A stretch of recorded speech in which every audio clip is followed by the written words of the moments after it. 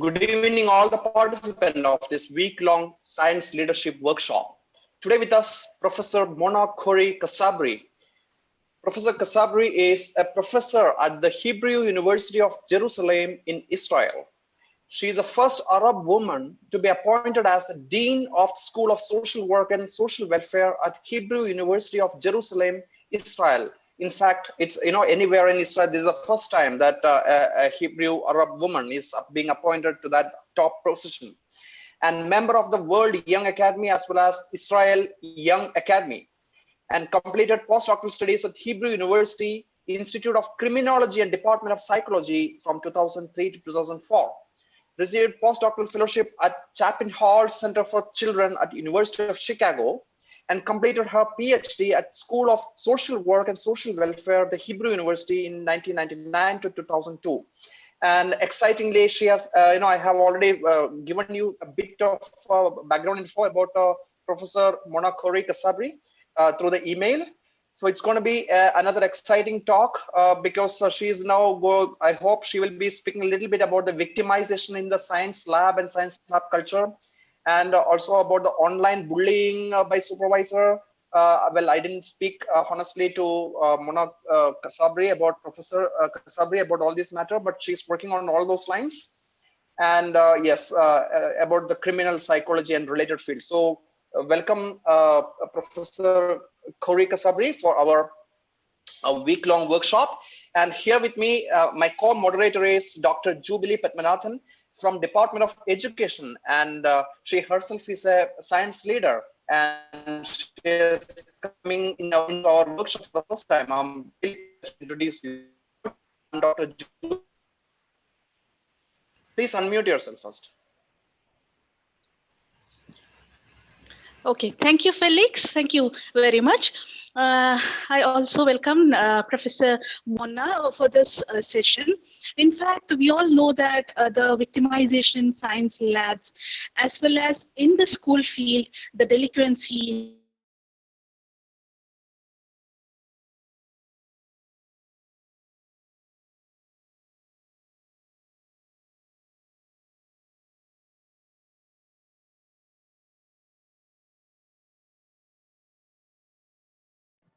Dr. Jubilee, I cannot hear you.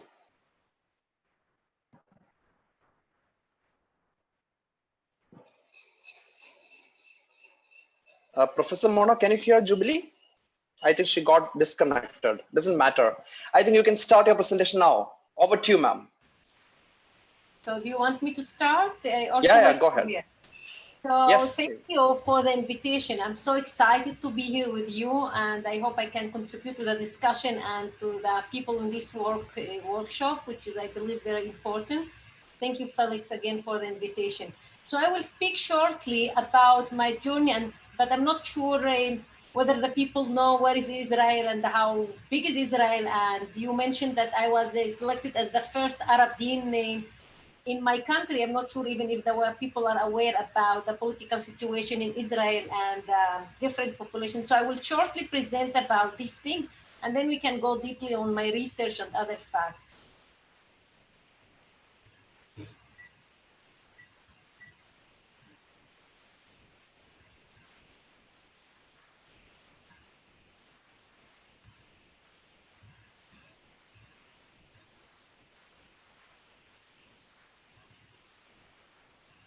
So as you mentioned, Felix, can you see my presentation?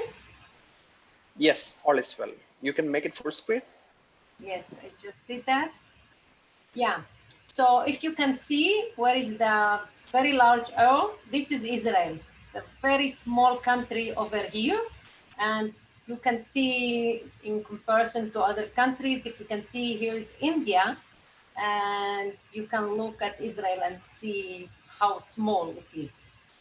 So as I mentioned, and as Felix introduced me, I belong to the Arab minority in Israel. And in Israel, we have two major populations, the Arab population and the Jewish population. The Jewish population is the majority. Israel considered a very small country. We are almost 9 million, and the Arab population in Israel comprises of 20% of the Israeli population. While Dr. Mona, sorry yes, to interrupt. We are still in the slide slaughter menu. It is not yet full screen. There is some problem. So maybe you can exit the full screen. Yeah, now it's fine. Yeah, I can now see. you can Somehow see it now, got but stuck up, sir. Yeah, maybe you can try again. I will Full try screen. again. How is it now? No, it is still not yet full screen. There is some problem. Ah, now it's fine. Perfect. No, when I do exit, you say it's fine. When I'm there, it's not fine. Yeah, now Great. it's gone back. Let's Yes. try it again. Okay.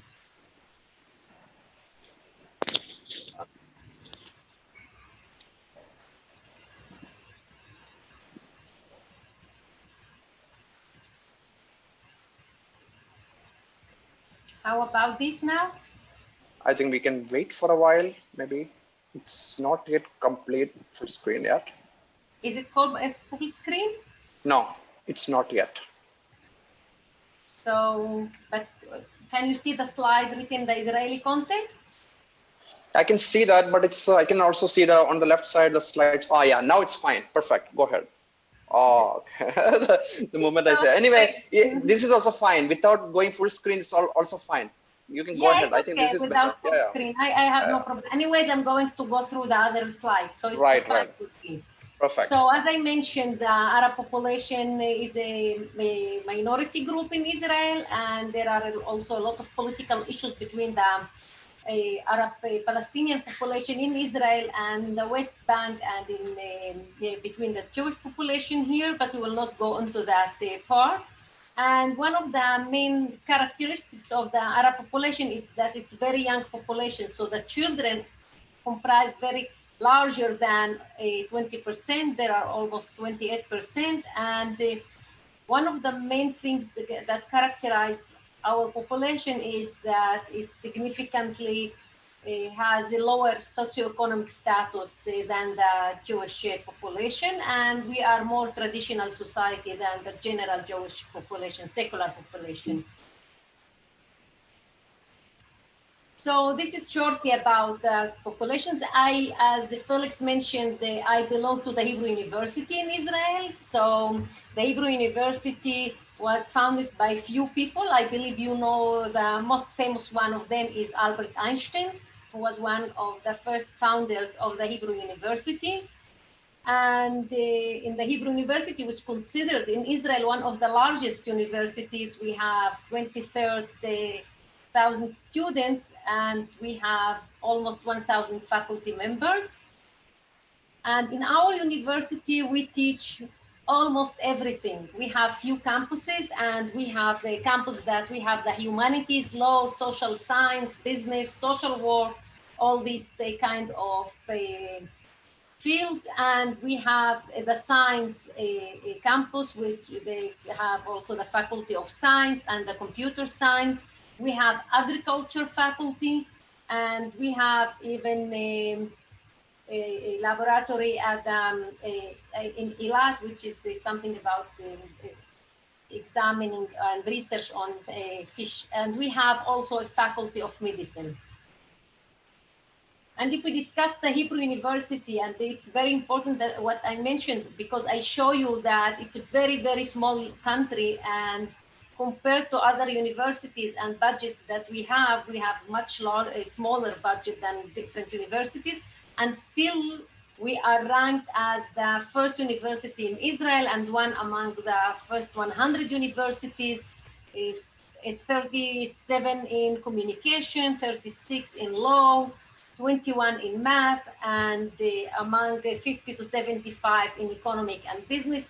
I'm just trying to emphasize that in this case, the small large of Israel and the country is not reflected by the excellency of our university. And if you can see, one of the important achievements in our university, that we have 8 Nobel Prizes, and we have different prizes in math, in international awards, and the computer science, and many other local sciences, that such as the Israel Prize, which is a very prestigious prize that was won by almost 300 researchers from our university. And I think one of the most important things that we are talking about in our university and trying to lead during the last few years is the issue of international relationships and trying to expand our exchange programs with other countries. I myself in my school have 2 exchange programs with 2 universities in India, and I believe we are trying to expand these opportunities because we believe that these international relations is very important, and exchanges is very important to the development of the students and to our faculty members. And we all the time try to expand these opportunities and to have more and more new exchange agreement with other universities in order to be able to expose our students to the global world, and also to give opportunity to students from different countries to come to our university and experience also the life in Israel and the science in our country. So Felix, you mentioned a little bit about me, and I would say very shortly a few facts about myself in order to focus on how excellency can be in the academia. I got my PhD in 2002, and I'm not sure how is it in the Indian education system, but in Israel, it's very rare that you can get a position at the university if you don't have a fellowship or a postdoc abroad in one of the prestige universities in the world. So after I completed my PhD, I went to postdoc for 1 year in the Chapin-Hall Center for Children at the University of Chicago, and I got the Fulbright postdoctoral award, which is a very prestigious award. And also I got the Chapin-Hall Center postdoctoral award for international fellows. And this year was very important to me because it gave me also exposed me to the academia in the US, and I was able to study in the University of Chicago. I took few classes and I was able to learn a little bit in a different place because I did all my previous degrees at the Hebrew University. When I returned to Israel, I did 1 more year of postdoc in the Institution of Criminology and Psychology, and I studied school violence, as I will mention later. So after that, of course, all these efforts I invested in order to be able to get a position at the Hebrew University, and I'm so happy that I was able to get a position. At 2005, I got the position of lecturer, and during the years, I got in 11 years, I went through all the promotions at the Hebrew University, and 4 years ago, I got my full professor at the Hebrew University, and 2 years ago, I was selected to be the Dean of the School of Social Work at the Hebrew University.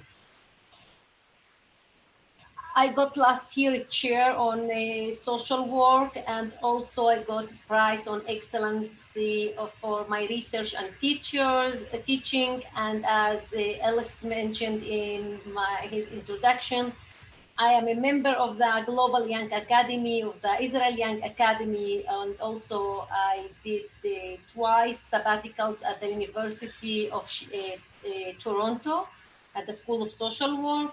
And since 2014, I am the advisor for minority affairs for the Hebrew University president.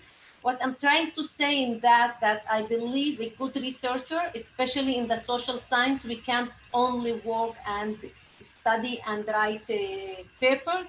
We should be also involved in other activities in order to contribute to our society.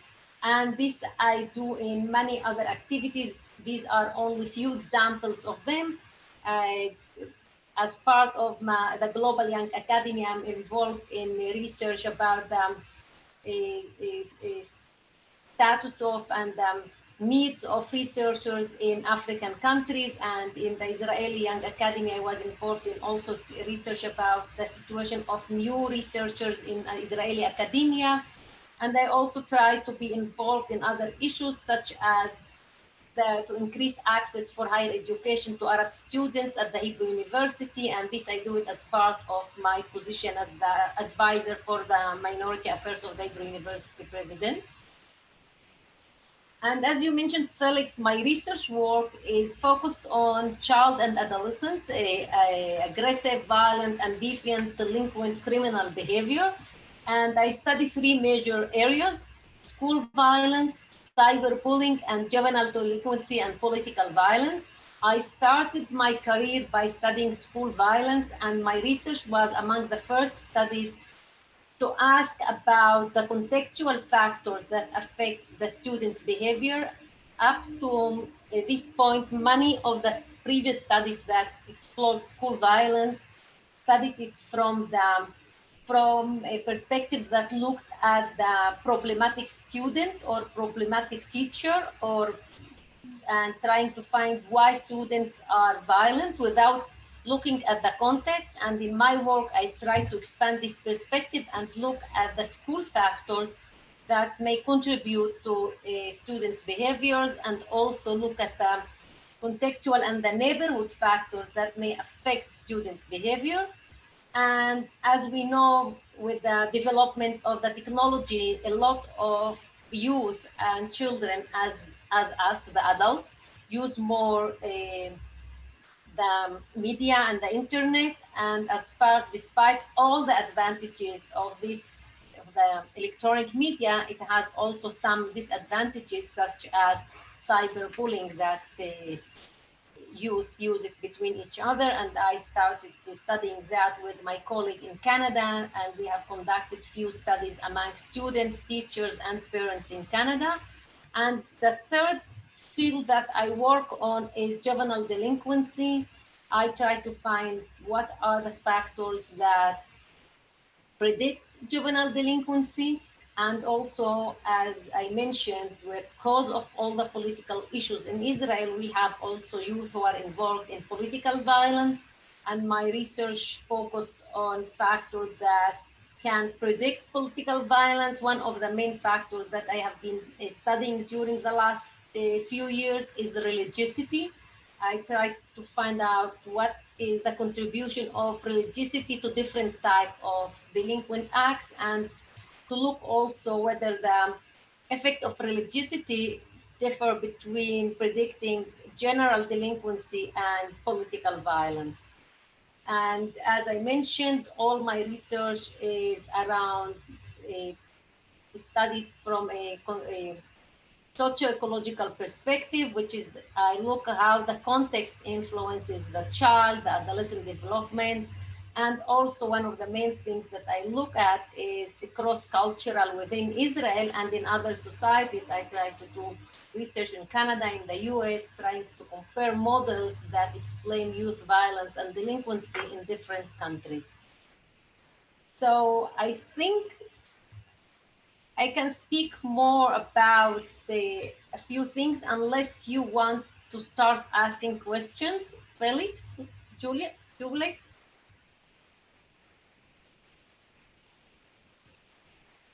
Yes. Go ahead. You can finish your talk, and then we will go with the Q&A session, right?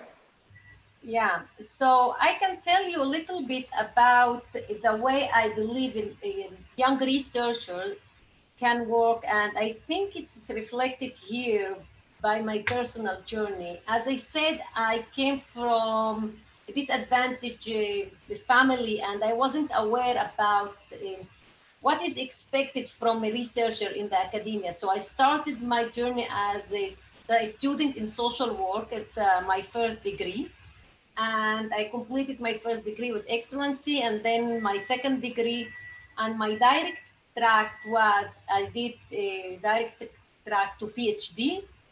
And up to this point, I wasn't sure that I need a postdoc. I wasn't aware of that. And I think now one of the main things that I do also as a dean, but I believe as a supervisor for students, for research students, is to tell them from the beginning about the steps that they are expected to do if they wanted to be part of the academia. And it wasn't an easy decision to go for postdoc. I am married. I had at that time a very young baby. She was 11 months old. And it wasn't easy to move a country in the middle of the life to go to another country in order to work for 1 year. But in the calculation of all the benefits and the difficulties, I noticed that if I want to achieve, or if I want to be part of the academia, I should take the harder decision, which is to go for postdoc to Chicago.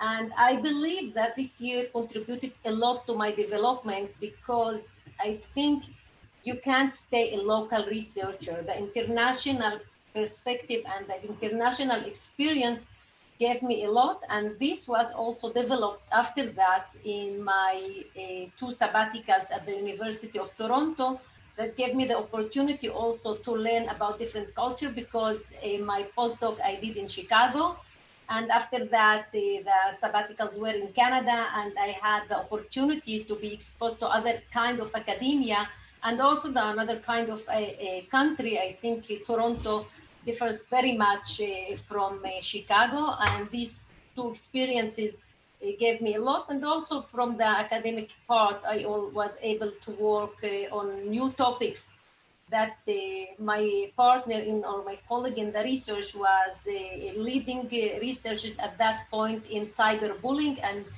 it gave me the opportunity to start working in a new field that was under researched in Israel.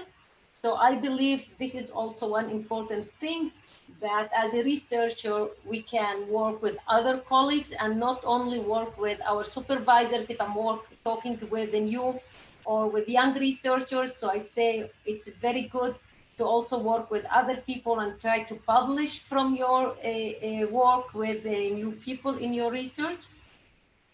And another thing that I mentioned when I was speaking about myself is my perspective about our role in the academia. I believe that one of the main things, and I think Alex is doing that now in this workshop, is also to help other people to be excellent researchers.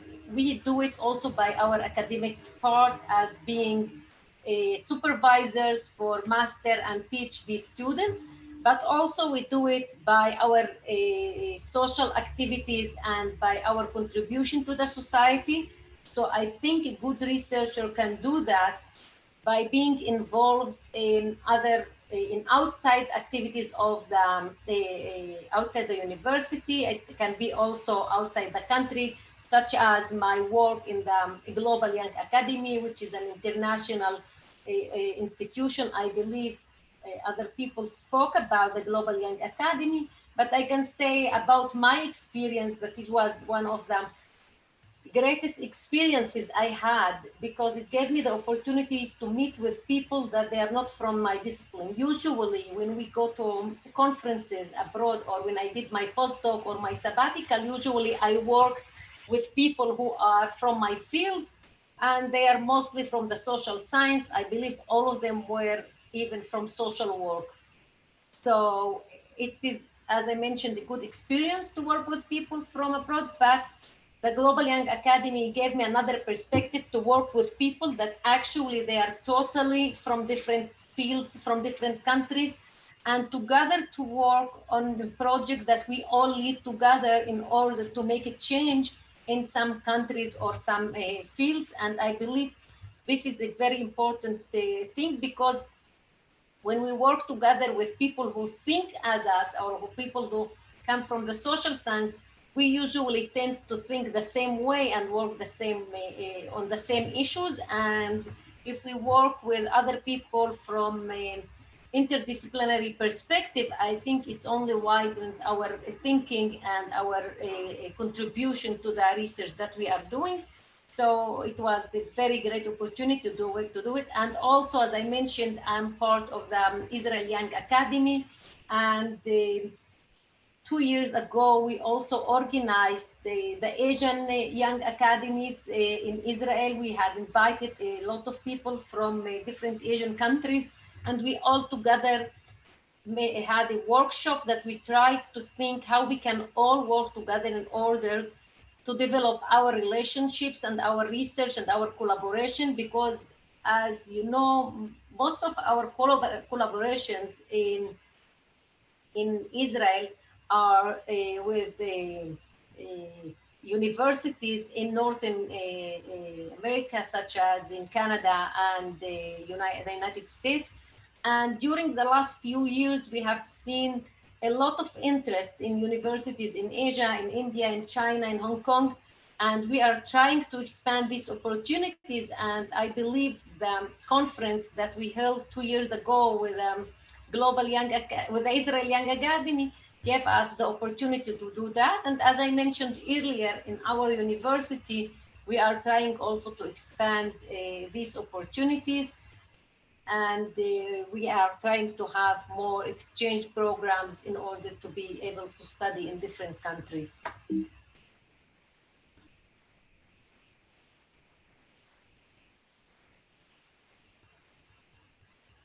So Felix, do you want me to discuss more about my research?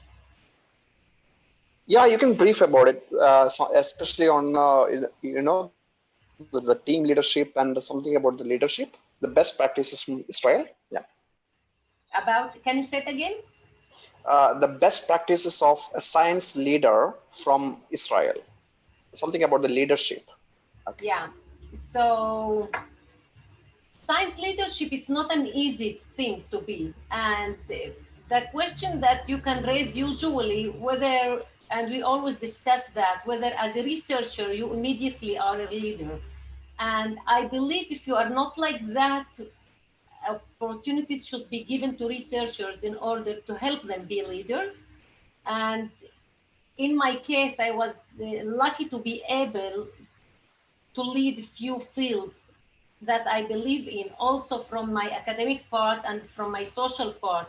So in my academic part, being a dean of a faculty and being the first Arab dean in Israel to lead a faculty in Israeli university gave me a great opportunity to be able to develop things that I believe in. I also, one of the luckiest things that I'm the dean of the faculty that I studied in all my degrees. So I was happy to lead now and to give back to the faculty that I learned in. And I believe one of the great good things of leading a faculty to be able to work with others. Being a leader doesn't mean that you should decide about everything.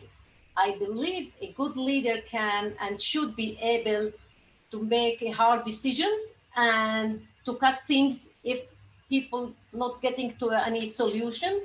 But also a good leader and the leadership in academia is to work together and also to help other faculty members in my faculty to help them develop their careers and to support them and look for their needs and try to invest the resources, also emotional and not only invest money in order to help faculty members, especially young faculty members. We know from our research in Israel and from our research in the Global Young Academy that one of the main difficulties of young researchers is mentoring. That people, they believe they are not mentored, they didn't have the opportunity to get mentors, and some of them, unfortunately, who have or who had the opportunity to have mentors, they haven't done a good work. Actually, in some cases, unfortunately, mentors did the opposite of what we expect from them. So one of the things that I believe as a leadership in academia is trying also to help other people and help the mentors, give them tools how they can help other new faculty members. In the social part that I say, I believe that one of the main contributions that I see in my role at the university is trying to help minorities in Israel, in this case, the Arab minority, but not only, there are also many other underrepresented groups in the Israeli academia. And I believe one of the things that I have been trying to work on during the last 5-6 years is to work with schools, with principals, with other outside organizations in the civil society in order to help students to come to the Hebrew University and also to succeed in their studies. And we invest a lot in that part also. one of the main things that I believe we should do is raise awareness about the problem, but also invest time and effort in order to solve it. So this is like in general, I believe the two roles that I can see in a leadership position as a dean from the academic part and as a researcher and as someone who wants to do the social change and the social justice in the Israeli society. And I believe as researchers, we should not forget our role also as a people that we are expected to make a change. Many of us are so busy with the research that it's very important, because I don't expect everyone to be a leader and the social changer, but those of us who has the ability should continue working and encourage others also to be involved in social change. And for me, it's easy to say that because I am part of the School of Social Work, which is the main thing that we do is teach students about social justice, social change. So this is the main mission that we had in our school, and it's easy for us to do this work. I know that for other people from different fields, it might sound strange to say that our role at the academia is also to make social change, but I believe that there are also people from exact science and other science, not only from social work, who believe in what I'm talking about and trying to make a change outside their labs. Felix? Yeah, perfect. You can exit your window now. I think we can go for the questions Q&A session. It was really nice talk. I welcome Jubilee for, yes. Yes. Thank you, Professor Mona Khoury Kassabri, for very, what you can say, very thought-provoking and your experiences that you have shared from this area. In fact, the school education, which has lots of problem, like you have been talking about delinquency, online bullying, even one more aspect which we can add here, the stress. Whether it is in the lab or even in the academics, I think these are all the areas which we really have to work upon. And in fact, school violence also was one. And two things which ma'am has already discussed, I feel that the great point is that a good leader is to help other faculties to grow. And this is what I would like to take from here, that you should not be trying to pull them back, the young faculty, give them opportunity to grow. And the second important thing what ma'am was saying is that, yes, research should be done for bringing social justice. And these two main important facts I could gather from this very exciting and a very experience-based talk, ma'am. Thank you, Professor Mona. So, Felix, shall we take the questions now? Yes, go ahead. You can pick the first question. Okay, okay. So there is a question for by Shalini Das. She asked, can you explain the psychological mindset of people behind trolling someone online, and how is it related to science criminology? How is it? Can you say it again, please? Can you explain the psychological mindset of people behind trolling someone? It's through online, and how it is related to science criminology. So I can give a course about that. It's very not easy to answer. It's not a simple thing to answer it, because I think there are a lot of factors. One of the main things that in my research I try to say, and I want Shalini to get that there is no single factor that is related and can predict a personal behavior or individual behavior. Individual behavior is predicted by a set of variables. There are some factors that are strongly related to our behavior and others that they are less related, but still I can't say point on one factor and say this person, like young people are those who are doing that, and that's it. Every social phenomenon is predicted by many other factors, by a set of factors that you should remember them. So I can say that I can't get into details in this specific part. Yeah, so a fantastic talk, Professor Mona. It is amazing. I totally enjoyed your talk, and especially on your leadership thing parts that you so you were telling a later part, and especially you were stressing on the helping your colleagues and rather than dictatorial, more collective leadership. So that is exactly the message that the GYA as well as other young academies are spreading to the collective leadership rather than simple one man show or one woman show. And also you are from the Hebrew University of Jerusalem, and it's very interesting to note that actually one of my favorite, I mean many of the viewers I'm sure favorite author, my favorite, this is one of the book, Yuval Noah Harari, I is also know your that, colleague, I yeah. guess, right? So from history department, isn't it? So Yes, yes, from the yeah, yeah.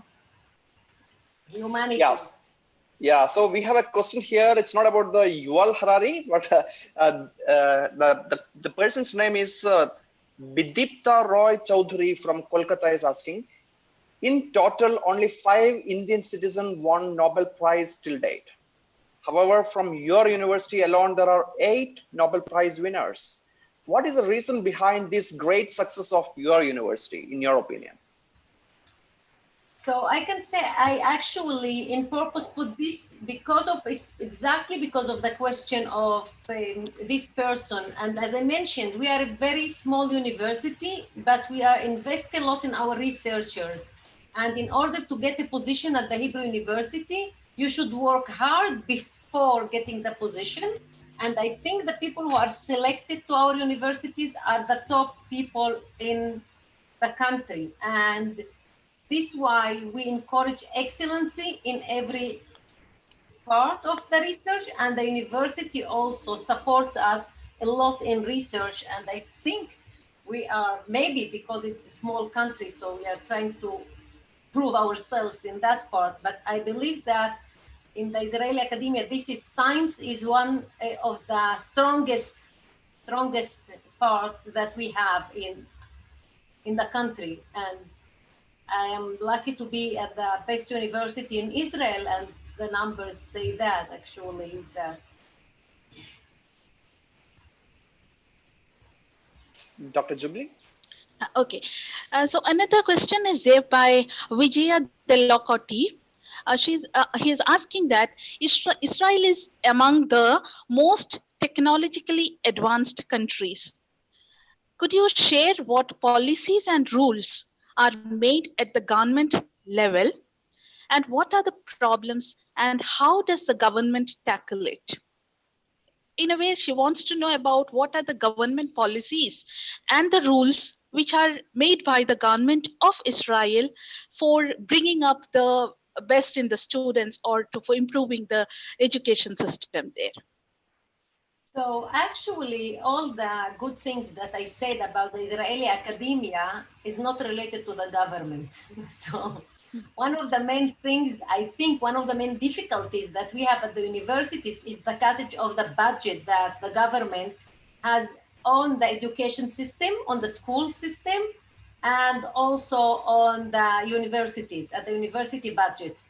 So I think one of the main strengths of our society is that the universities are very strong, and the hospitals, we can see that now with the coronavirus, the hospitals are they're under budgeted, and still they work very hard because we have a good medicine, we have good doctors, good nurses that they work hard, but the system itself is not getting the budgets that are required. And I think those of you who know the political situation in Israel, a lot of our budget is invested in the army. So about the, and this is something that is related to the electronic part that someone asked about it, that a lot of things, a lot of research also is has been done as part of the army forces. So this is one of it. But still, as I said, also we have a very strong universities and strong academia, and this gives us the opportunity to develop all these things. Okay, so here is my pick. Shalini Das is asking, before coming for your talk, I read about your childhood where you grew up in a drug inflicted community. Can you tell me more about it? Also, what were your hardship that you faced as the first Arab woman to be appointed as a dean of the School of Hebrew University? So it's a two-part question. Yeah, thank you. So I want to thank the person who read about myself. So as I mentioned, I think in my introduction, I tried to say a little bit about the Israeli society and the Arab population in Israel. And we are only 9 million. So, but still the Arab population is 20% of this population. And I belong to this society. And usually the Arab population considered as a more poor society, and we have higher unemployment rates. And unfortunately, I grew up in a very disadvantaged neighborhood, which had a lot of crime rates and drug abuse and all these things. Maybe also this is something that affected my research, because I study exactly the same things that I saw in my childhood. When I was a very young child, I saw these people. And actually, one of the things that I believe affected me, that because I know these people and I know that they were my neighbors, I look differently at like drug addicts and the juvenile youth. I don't, like, some people scare of them and think you have to punish them. And when you grow up in this society and this neighborhood, you can see that these people are almost like you. They have just different things that led them to be that. They were my classmates, we studied together, we lived, we played together, and in some way in the road they went to another road. So I think also this is affected the way I believe these people should be treated also. We can't, I don't believe only in punishment. And as we know, the law in the US that calls for punishing more the juvenile youth and waiving them to the adult system and giving them punishes as punishments as they are an adults, which I totally disagree with that, because we know that there are a huge difference between an adult and youth, and you can't treat them the same way.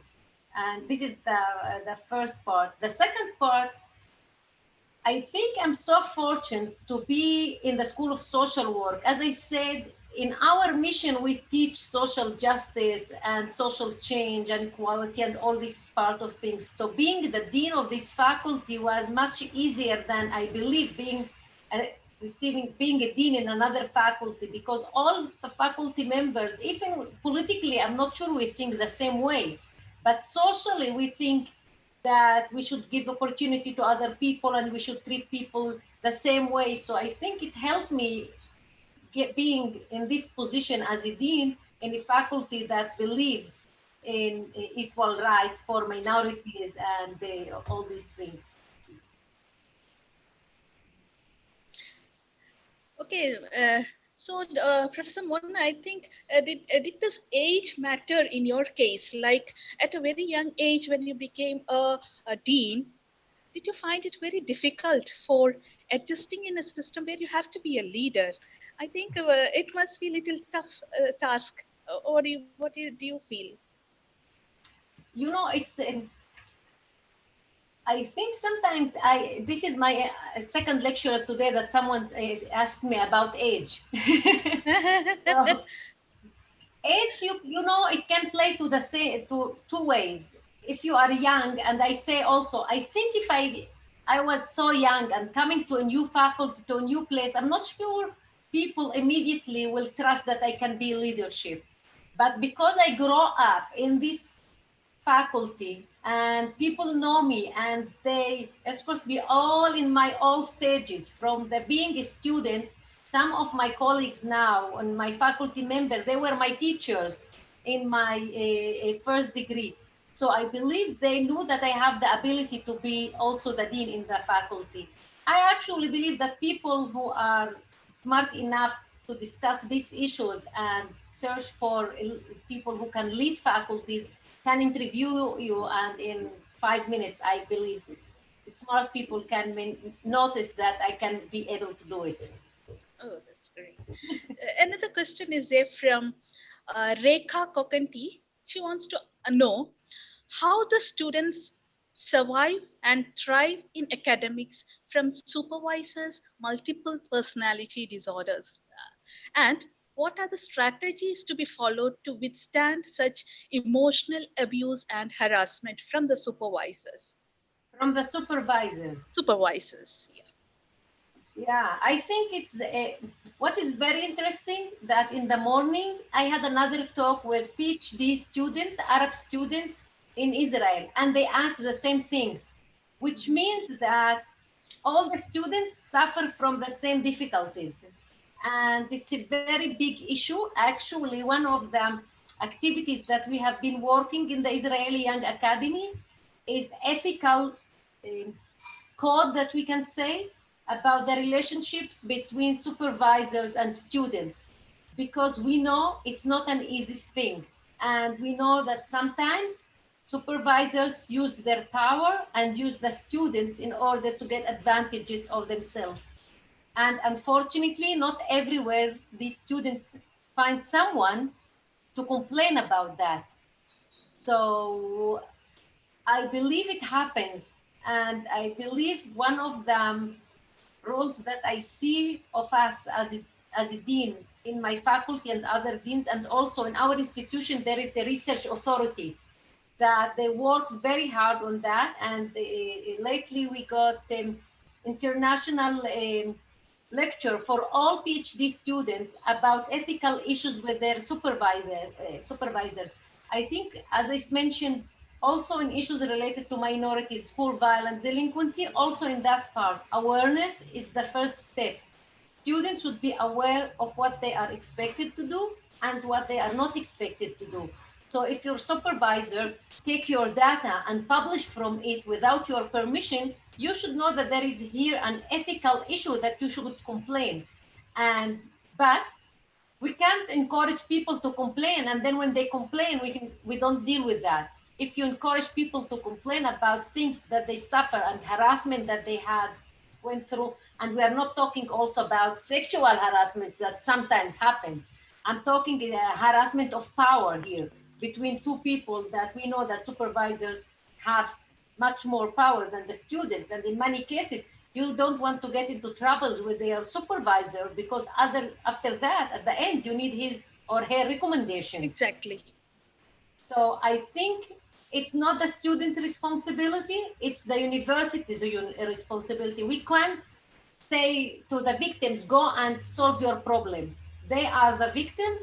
We are the people that should solve their problem. We have to talk about it, to have rules about it, to have an ethical code about it, and we should follow about these things. And if we see that more than one student complains about some supervisors, we should look at that. And I think even to bring it to higher authority at the university, to the rector, to the president of the university, because students are not expected to solve these problems. They are like the victims in the whole situation. Yes, Okay. exactly. Many a times they don't give a complaint, thinking that we will be brought to the limelight, our career will be in trouble.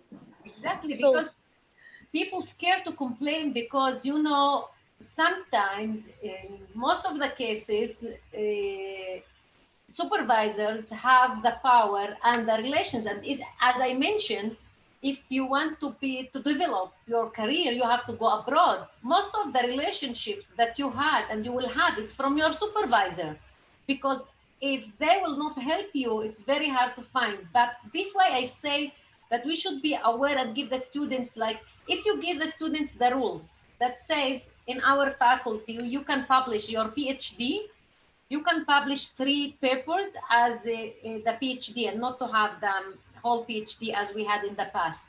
So we had a rule saying at least one of the papers should be published for the students alone. So in this way, I cut all the options that the supervisors will be written in all the papers. So I don't even bring the student to get into the argument with the supervisor. I already solved that by setting the rules on this part of things. So if you are aware of the problems and where they are going to happen, you should try, as the dean of the faculty and as the authority of research at your university, to solve this kind of problem. Still, there are personal problems that might happen.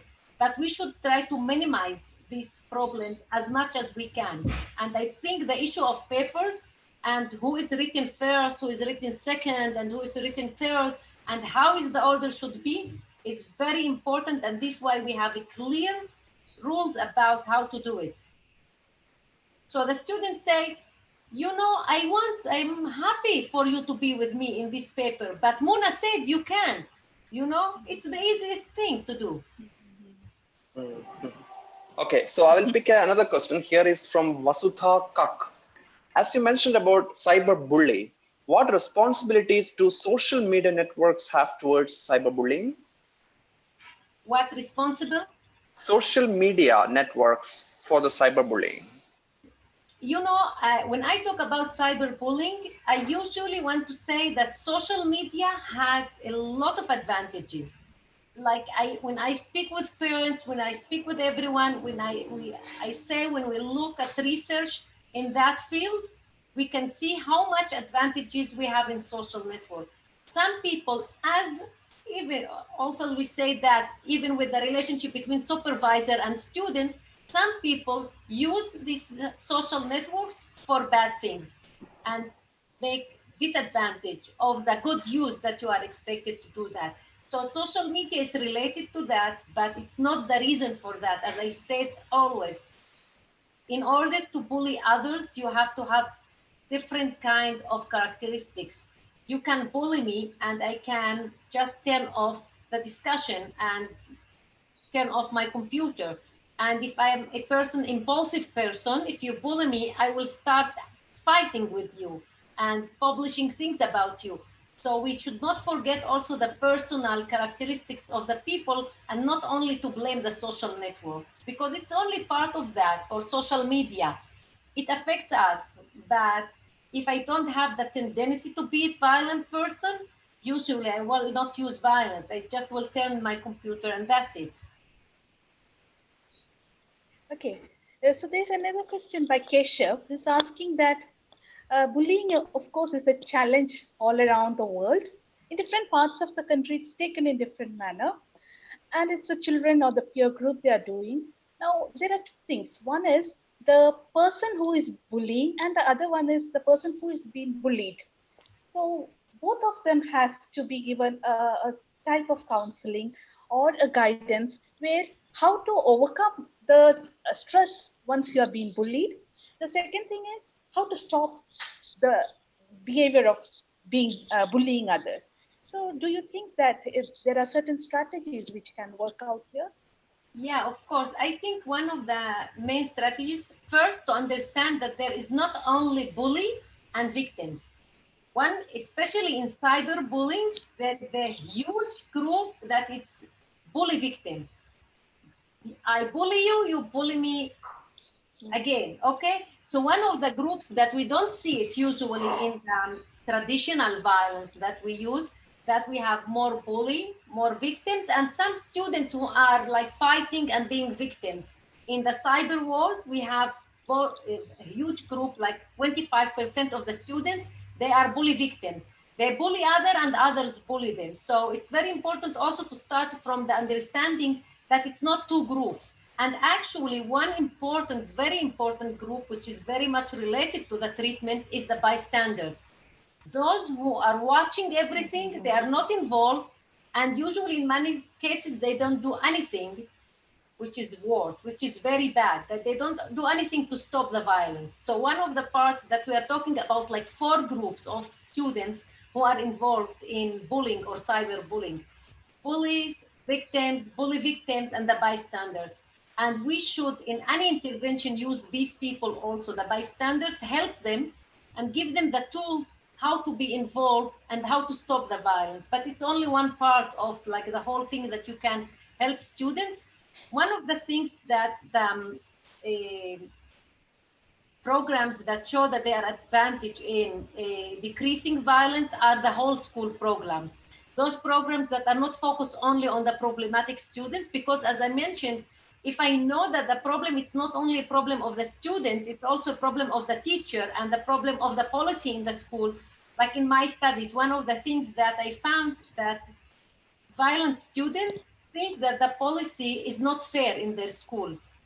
When they do something, they punish them, but when the others do the same thing, they are not punished. So we know that, like the school climate, we see that you can't only help the violent student when the school climate is very problematic. And one of the other things that I studied in my work is teachers' violence.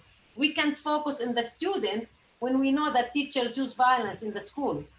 So we can't change the situation if we also don't intervene in the teachers' behavior. So the good programs on those who have positive effects on the students' behavior and those who handle, as we say, the whole school approach, which is all the parts should be involved in violence. And there are other things, conflict resolution, anger management. There are specific programs that you can use, but they all should be part of a whole school program. Okay, here is a pic from Chayanika Bora from Assam. There is a tremendous shift towards online teaching here in India during COVID-19 period. Perhaps same in Israel and elsewhere too. Does it increase student depression and cyberbullying in general? And another part of the same question is, theses of PhD students are also getting delayed, affecting their careers. Yeah, so these are two parts. Actually, the research is still going on, so we are not sure how depressed are people. I think the depression is not because of the online teaching, because we know that there are in the US, in Canada, whole degrees that people learn it online. They don't come to campuses, and it happens for many years, and I don't believe these people are depressed. Usually even they are like happier than the usual student. But the depression is because of the situation. I think that we are under pressure of what's going on. No one knows what's going on. We thought in Israel like last month that we are overcoming the situation and we got into normal, and now we are facing, I'm not sure, people say second round, first round not ended, I mean, like second wave, but we're still in the middle of that. And I think this is what affects our feelings and the depressive part of that we feel, because we are facing a new situation that we don't know and we haven't faced in the past. So the online learning is not the problem. I think it was part of the solution, but I think because people don't meet and we still at home, we stay at home, we don't meet with others, we don't have our social networks, we don't have the social support that we might have it when we come to the campuses. This is something that affects our feelings. And this is, I believe, so the whole situation is affecting us, and not only the online learning. Because I think we can see also, we look at, as I said, in the cyber world, also in the online learning, if we don't have this situation, I'm not sure we will be able now to meet. I'm not sure we would think that we can do Zoom meeting now. And so it's shifted we're thinking in a like a huge way, but still I think one of the problems that we are facing with the online learning, that we were not prepared for that. Contrary to the universities that teach online, they are prepared for that. They know their system is like that. The course is built around that. The teachers are equipped with the tools and skills to teach online. And we are not. Like, we were supposed to start the semester. A week after that, we moved to online. And we had to learn it through like teaching how to be able to work online. So I think universities should work now on teaching our staff how to teach online. Like, we try to do that during the teaching, but the staff and the teacher, the faculty members, were themselves very stressed with the change.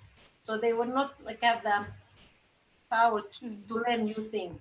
Yes, exactly. But in Indian context, Professor Mona, I think we have just started the online classes after this corona has COVID-19.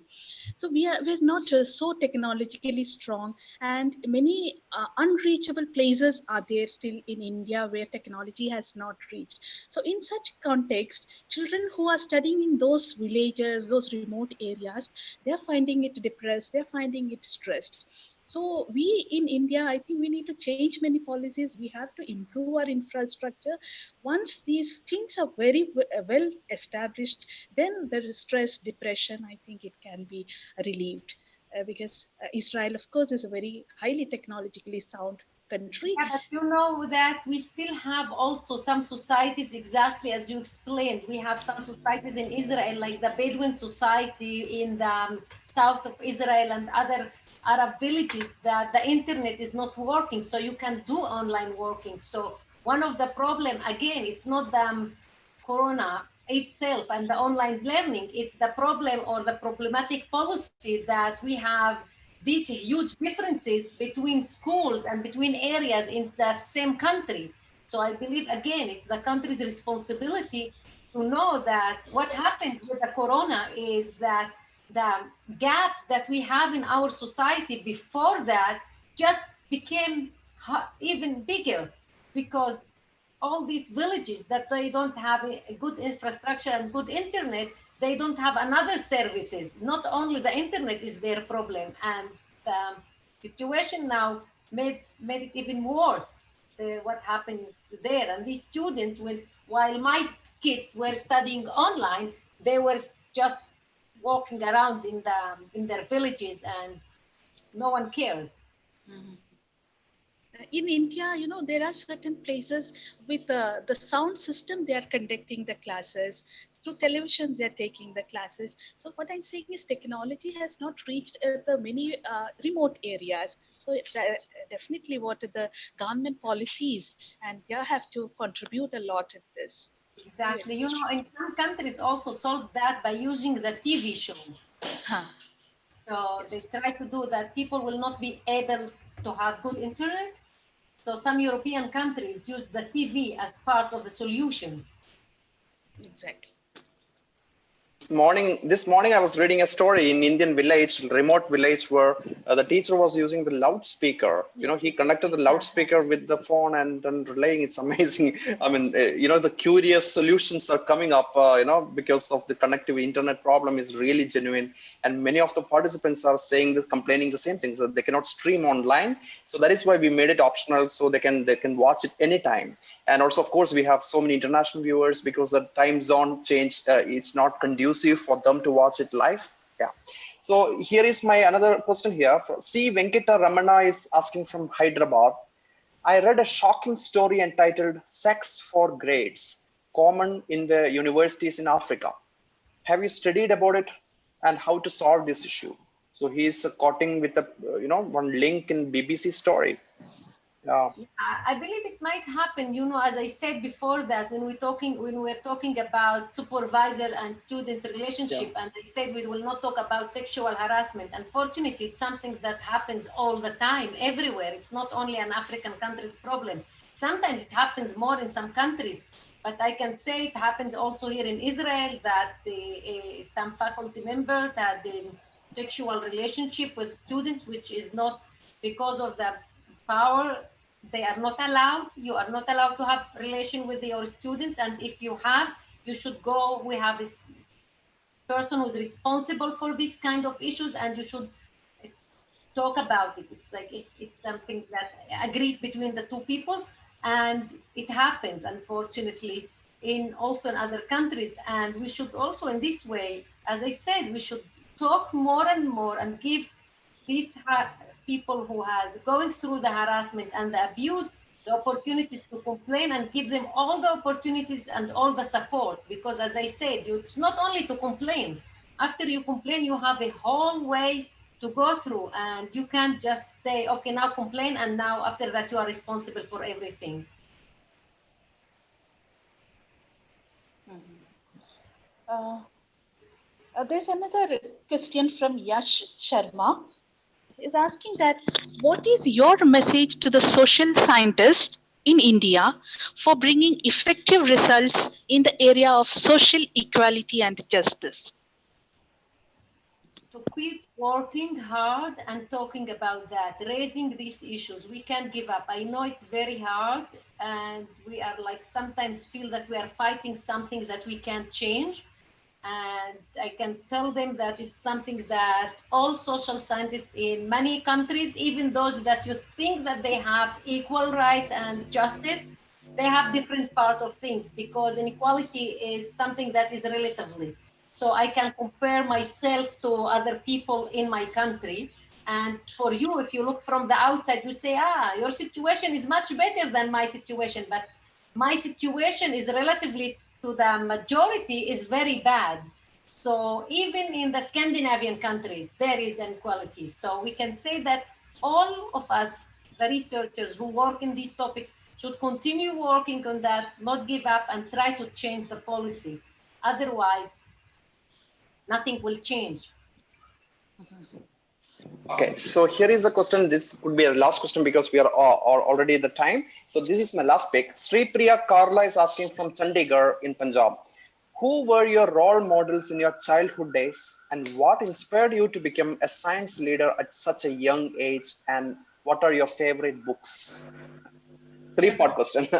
Yeah. So my role model, you know what? Getting back to the question that the person that asked, I didn't have role model because I didn't know. I wasn't like, if I tell you that when I was very young, I wanted to be professor at the university, I will lie to you. I didn't know even what is that.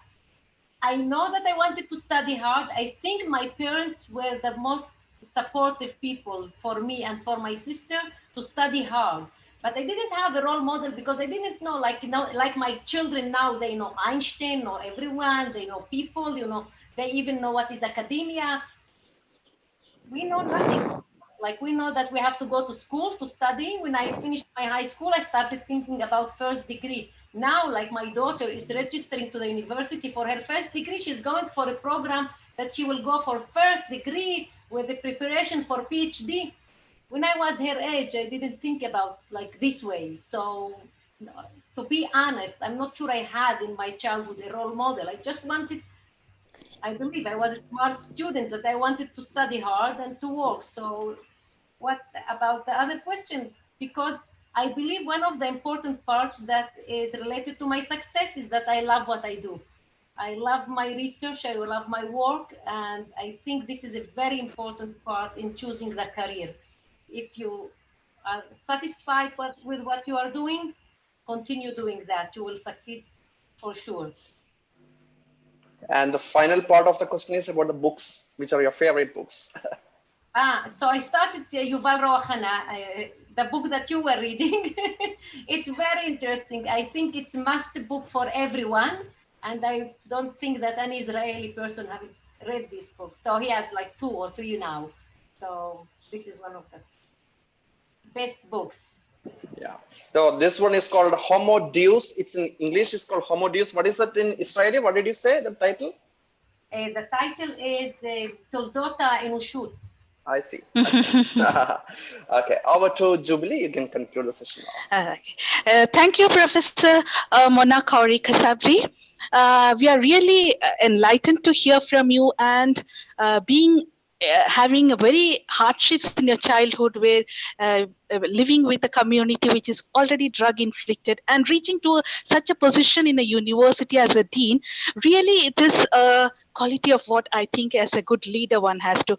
And thanks, Felix, for inviting Madam for this session, because I always think that it is how we have to evaluate ourselves is to see our Esther years and compare ourselves from what we are present. So definitely, Professor Mona, I'm really a fan of her, and she has reached such an excellent position through her works, through her career, and also all our viewers have also been, I definitely hope that they are also motivated from her talk. Thank you very much, ma'am. Thanks a lot.